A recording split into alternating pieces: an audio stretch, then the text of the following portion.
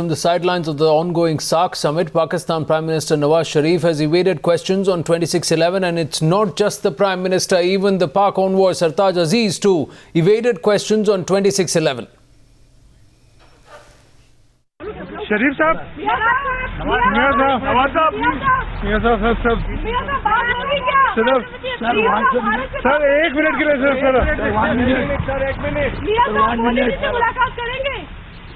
sir, 1 minute, sir, 1 minute, sir, 1 minute, don't move forward.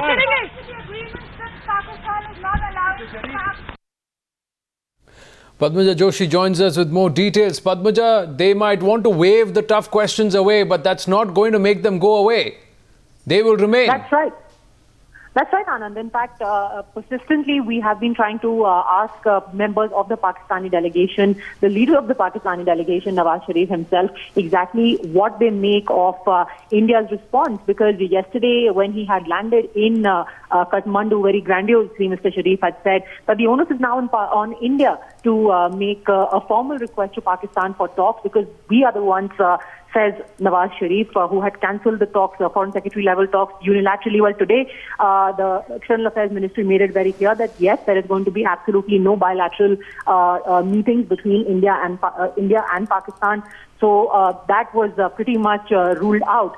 If at all, there will be an informal interaction. So Nawaz Sharif, after being almost snubbed by the Indian side on his whole posturing about India reaching out to Pakistan for talks, had nothing more to do but to just smile and wave away all the questions, the rather uncomfortable questions that he found himself faced with. Well, they can duck and dodge, but they cannot deny. Padmaja, stay with us. We'll also play out the sequence where we had the Pak envoy Sartaz Aziz too evade questions. No, he's...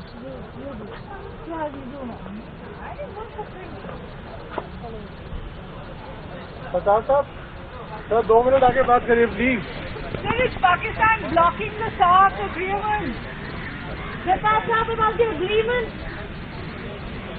What are the issues?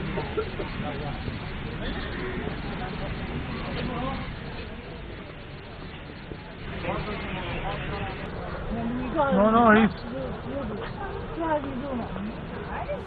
Padmaja, Pakistan has to realize that the more they continue to evade these questions and don't answer them, the more they will find themselves isolated. Nobody is looking after, they're not the most sought after nation at SAARC even this time.